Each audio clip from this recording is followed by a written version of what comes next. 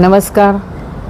दहिसर विधानसभेतील माझ्या सर्व मतदार बंधू आणि भगिनींनो, आपण गेले 3 दिवसापासून मला माझ्या घरी येऊन आपण फोनच्याद्वारे, आपण फेसबुकच्याद्वारे सगळ्यांनी जे काही माझ्याबद्दलची असलेली आत्मीयता ही आपण मला दाखवली. परंतु माझ्या पक्ष नेतृत्वाने घेतलेला निर्णय, हा निर्णयाचं आम्ही स्वागत करतो. आमच्यावरती परिवाराचे संस्कार आहेत आणि माझं राष्ट्र हे प्रथम, पक्ष हा दुसरं स्थान आणि नंतर मी स्वतः आहे. त्यामुळे पक्षाने घेतलेल्या निर्णयाचं मी स्वागत करते.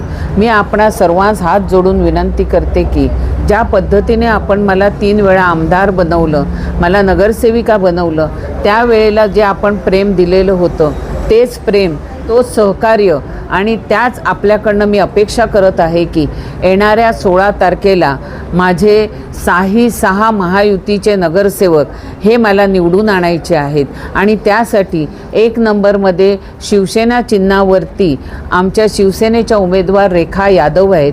2 नंबरमध्ये तेजस्वी घोसाळकर ही कमळ चिन्हावर आहे.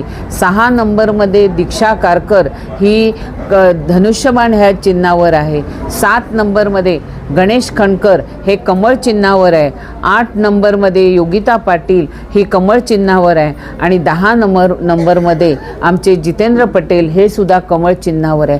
त्यामुळे मी आपणा सर्वांस विनंती करते की पक्षाने घेतलेल्या निर्णयाचं मी स्वागत केलेलं आहे. आपण सुद्धा त्याचं स्वागत करावं आणि येणाऱ्या 16 तारखेला महायुतीच्या सर्व उमेदवाराला निवडून आणण्यासाठी आपलं सहकार्य पाहिजे. पुन्हा एकदा कळकळीची विनंती करते की ज्या पद्धतीने व्हॉट्सअप, ज्या पद्धतीने लोकांमध्ये चलबिचल चाललेली आहे, माझ्या पक्षाने, माझ्या देवेंद्रजीने मला खूप मोठं केलेलं आहे. त्यामुळे आपण कोणत्याही अफवावरती आपला विश्वास ठेवू नका आणि ताईचा बहुमान करायचा असेल तर ताईला 6ही महायुतीचे उमेदवार निवडून द्या, जेणेकरून मी शिंदेसाहेब आणि देवेंद्रजींना हे 6 उमेदवार ज्या वेळेला नगरसेवक म्हणून निवडून येतील तेव्हाच ताईचा सन्मान होईल आणि ह्या सन्मानाची मी वाट बघते. तेव्हा आपण कुठच्याही अफवावरती, कुठच्याही लोकांच्या सांगण्यावर लक्ष न ठेवता माझा पक्ष माझ्या पाठीशी आहे. धन्यवाद.